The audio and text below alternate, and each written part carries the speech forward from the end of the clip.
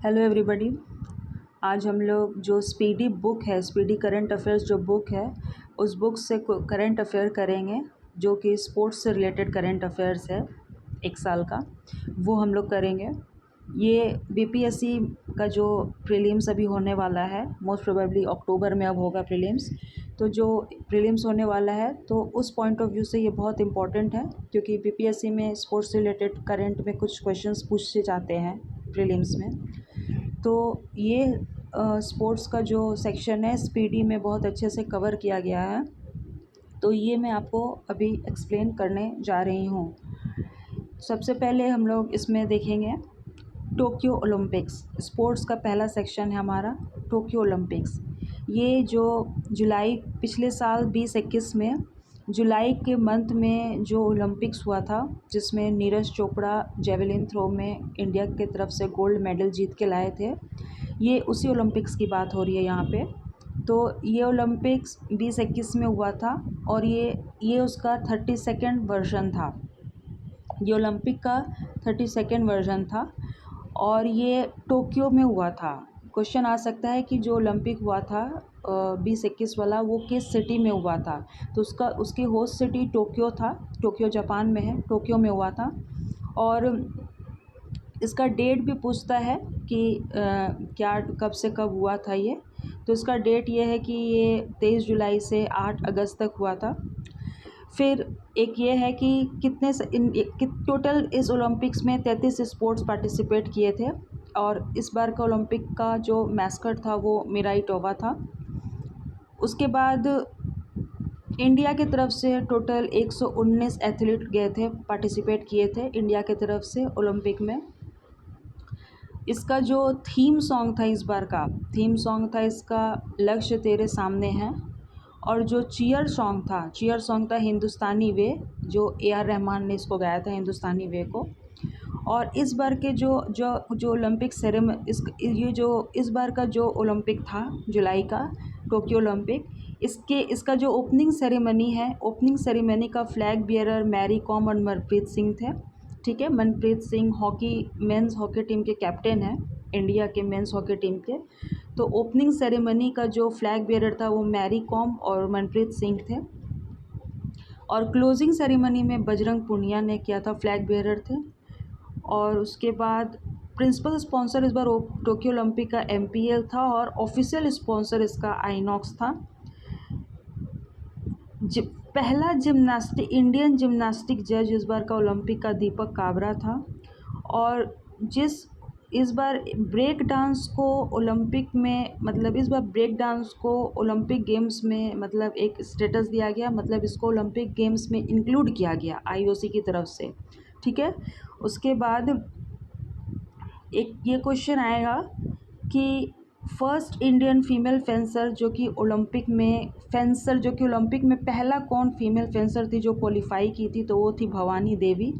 ठीक है, उसके बाद हम देखेंगे कि उसके बाद अब सीधा नीचे आ जाएंगे हम लोग। जैसा कि मैंने आपको बताया अभी, सारे फैक्ट्स इसमें इम्पॉर्टेंट नहीं है, वही फैक्ट्स इम्पॉर्टेंट है जो कि आ सकते हैं एग्ज़ाम पॉइंट ऑफ व्यू से, इसलिए मैं इसको सब नहीं बता के वही बता रही हूँ जो आपका एग्ज़ाम पॉइंट ऑफ व्यू से इम्पॉर्टेंट है। ठीक है, तो इसमें अभी आप जैसे इधर आ जाइए। अभी जैसे इसमें है, तो मैंने जैसे भी आपको बताया कि इंडियन मेंस हॉकी टीम के कैप्टन, तो आपको पता है मनप्रीत सिंह है। मैंने बताया ये ओपनिंग सेरेमनी के फ्लैग बियरर थे। ठीक है, flag bearer with Mary Kom, जो मैरी कॉम बॉक्सर है, उनके साथ इन्होंने ओपनिंग सेरेमनी में फ्लैग बेयरर थे ये। ठीक है, उसके बाद आपको जानना है कि पहला who was the first trans athlete कौन था ओलंपिक में। इस बार ओलंपिक में ट्रांस एथलीट कौन था जो कि कम्पीट किया था, तो वो नाम इम्पॉर्टेंट है, लॉरियल हबार्ड थे वो इस बार जो first trans athlete to compete, जिसने इस बार ओलंपिक में कम्पीट किया था, वो थे लॉरियल हबार्ड। उसके बाद इंडिया का फर्स्ट मेडल कौन लाया, ये इतना इम्पोर्टेंट नहीं है, लेकिन इंडिया का फर्स्ट गोल्ड मेडल कौन लाया ये इम्पोर्टेंट है। ये नीरज चोपड़ा जेवलिन थ्रो में। मैंने आपको स्टार्टिंग में ही बताया था कि इस बार का जो ओलंपिक हुआ था उसमें नीरज चोपड़ा जेवलिन थ्रो में इंडिया को गोल्ड मेडल दिलाए थे। और ये जेवलिन थ्रो का जो इनका मतलब डिस्टेंस था वो 87.58 मीटर का था। ये बहुत इंपॉर्टेंट है, क्वेश्चन पूछ सकता है कि कितने दूर तक उन्होंने अपना जो भाला था या जो वो था वो फेंका था, तो वो 87.58 मीटर तक उन्होंने फेंका था।